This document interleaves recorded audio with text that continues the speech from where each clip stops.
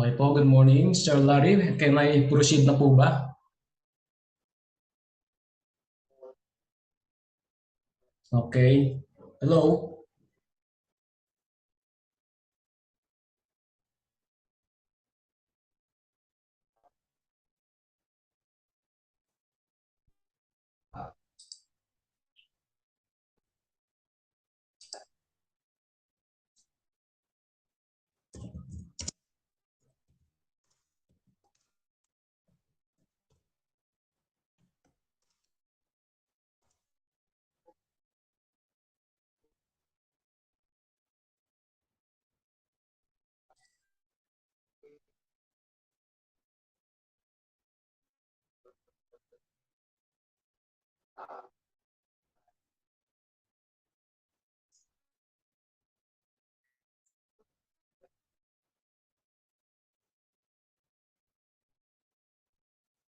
Okay, okay. So good morning po everyone. Let me first acknowledge the presence of everyone. Si Sir Larry po, and then aking po mga classmates. So ito po ang ating, share ko lang po muna saglit yung ating slides.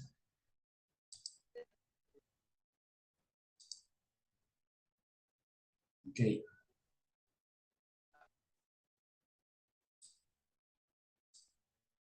Wait lang po saglit. Okay. Okay po.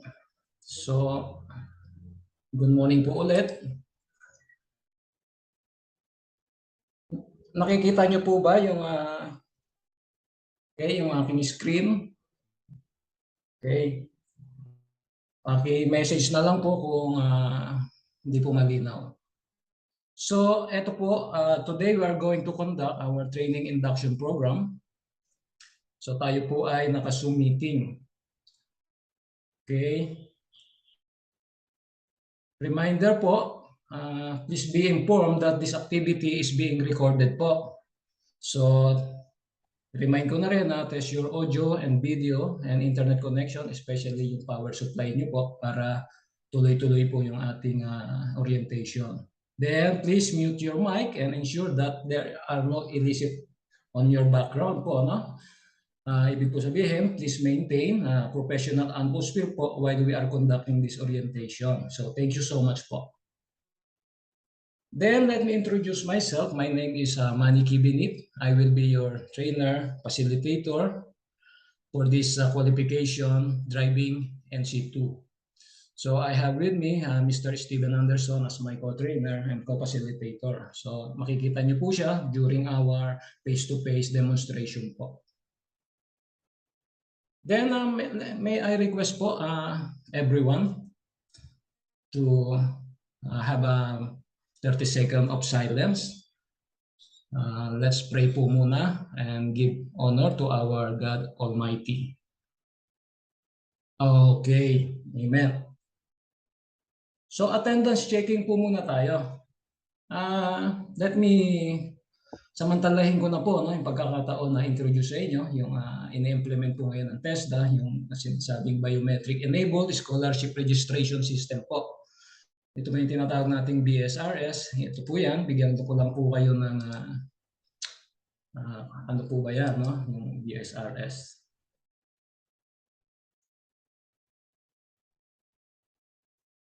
So,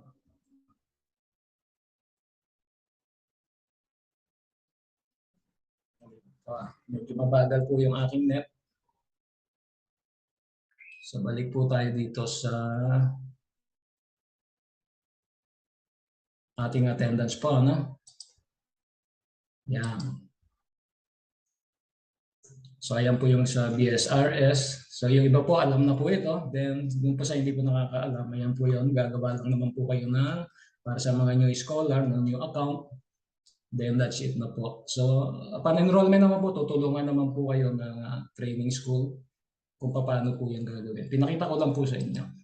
And then, sa po sa mga regular students, meron po tayong manual attendance sheet po. Ano? Ito. So, sinend ko na po yan sa ating group chat po, sa ating GC, sa Messenger. Pipilapan nyo lang po yan, yung inyong email address, and full name. So I'm expecting po today na meron akong marireceive ng mga response po. No? Isasubmit nyo lang po yan. Fill upan nyo lang po yan. Nandun po link sa ating GC po. So that's it about our attendance. Mamaya ko na po yan i-monitor. Nakikita ko naman po dito sa ating mga participants. Mukhang kompleto naman po tayo. So let's proceed na po.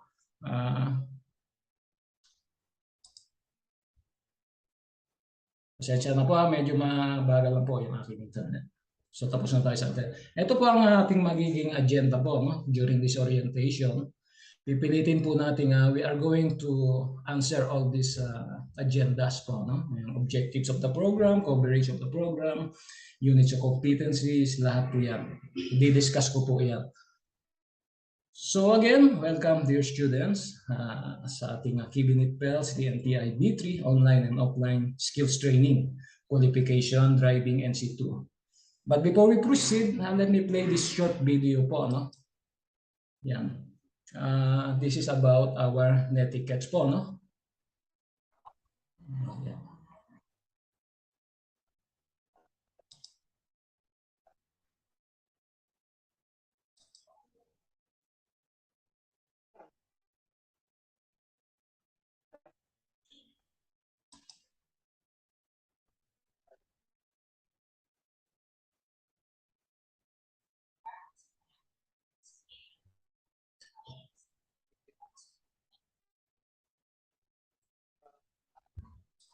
Okay po, for the purpose of this demonstration po, ipapass forward ko na po siya. So this is all about netiquette po. Ibig po sabihin yan, ayan po ang ating dapat na maging behavior po no? During our course po. No?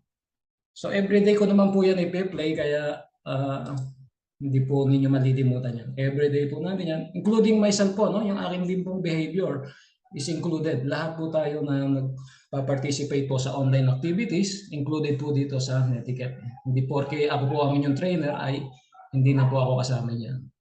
So next po, dito na po tayo sa curriculum. No? Yung hours, makikita po natin. Ang driving NC2 po ay meron po siyang basic, common, and core competencies. Ayan po yung mga allotted time from our training regulations para sa driving po. No? So makikita po ninyo, mas mahaba yung core competencies na 80 hours po. So i-discuss ko po pa yun further later on. Then ito po yung mga nilalaman po ng ating basic competencies. Ayan po. And then sa ating pong common competencies. And then sa ating core competencies. Ibig sabihin lang po ng mga competencies na yan, we need to achieve no, yung sinasabi ng TESDA na you have to be equipped with the right skills, right knowledge, and right attitude po. So, sa lahat po ng competencies na yan, doon po nakapaloob yung tatlong nire-require pa yun ng ating TESDA po.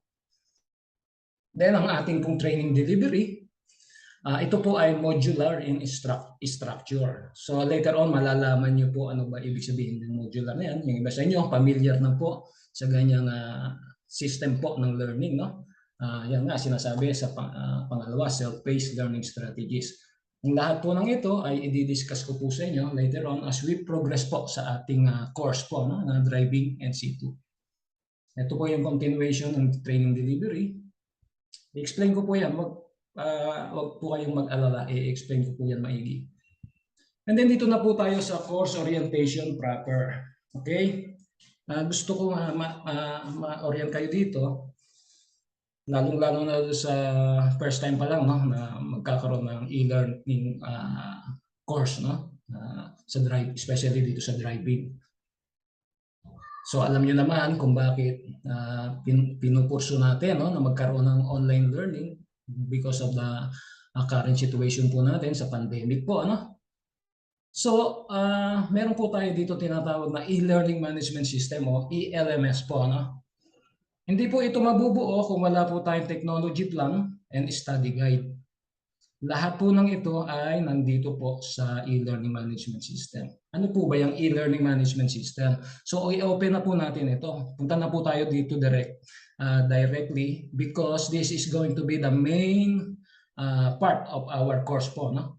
Dito po tayo lahat mag-aaral. Dito ko po kayo lahat i-monitor. And then this study guide and technology plan, hindi ko na po bubuksan. Andito na po kasi siya sa e-learning management system po. So now I'm guiding you to the site, no? Yung ating dinevelop na website using Moodle. So i-remind ko lang po kayo, no? Huwag po kayong maiinis kung makikita niyo itong mga commercial po na ito, no? Dahil nga po itong website ay libre. So ito lang po yung kanilang pinagkukunan ng kanilang siguro pang support sa kanilang website po. So ito po yung ating pinaka course, no? Dito po sa site na to. Ang iba po sa inyo ay naka-access na po upon enrollment. Meron na pong binigyan na po ng mga enrollment key, paano makapag-enroll. Pero po do sa hindi pa, ito po ganito lang po yan. No?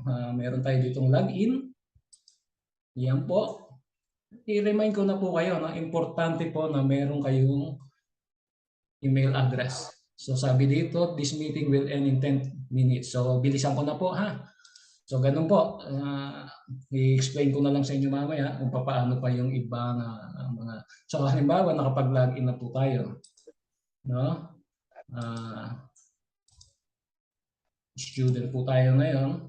Yan. Ito po ang mga nilalaman ng ating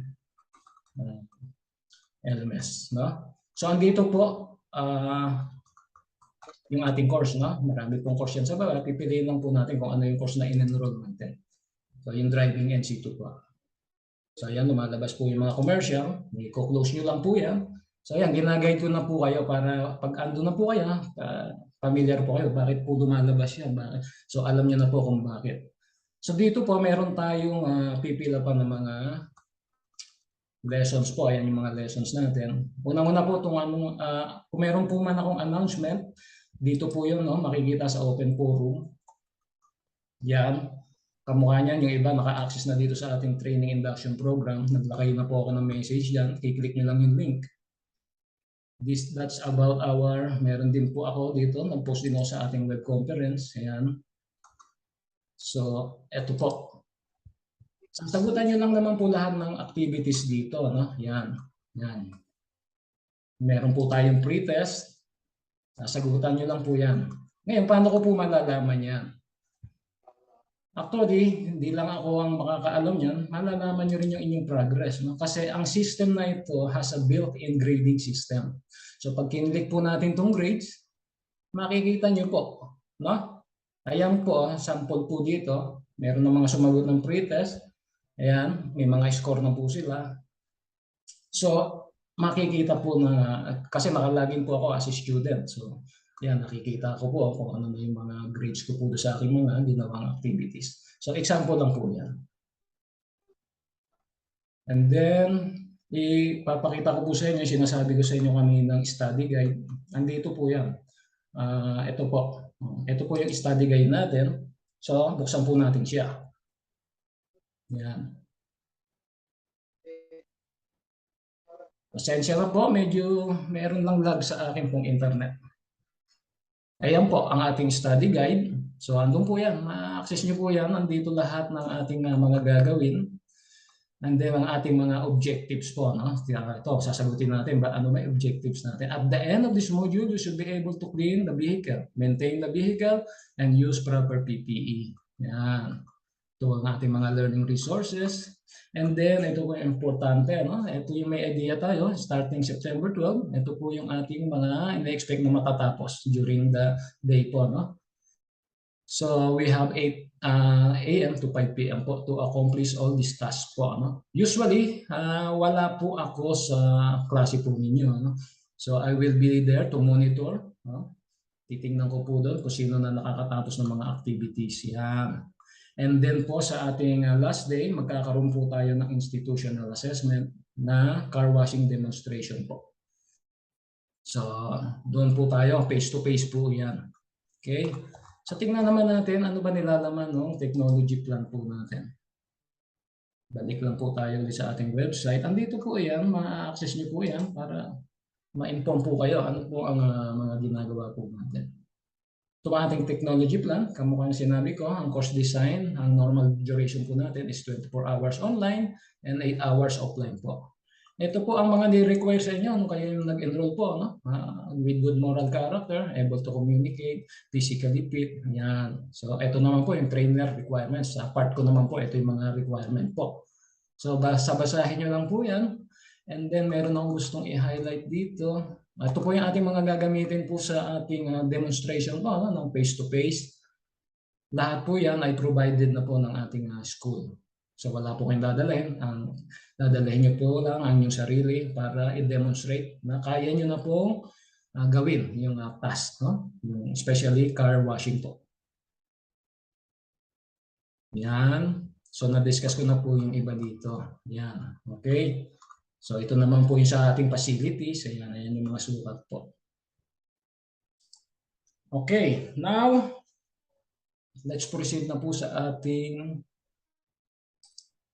orientation presentation po. So yun po, ano, hoping na na-gets po ninyo bawat isa yung ating gagawin po, no, sa ating course. So that's only a recap ng bird's eye view po ng ating magiging mga gagawin po para lang may idea po kayo. So kung wala na po kayong mga tanong, ito po, kung meron kayong mga katanungan, clarifications po, pwede nyo po itanong na po ngayon. And then, kung wala naman po ng mga tanong, then it means that's the end of our training orientation, training induction program. Thank you po sa inyong pag-attend. Please po, pakifill up na lang po yung anyong attendance po. I-check ko na lang po mamaya. So, that's the end. Stop ko na po yung ating recording.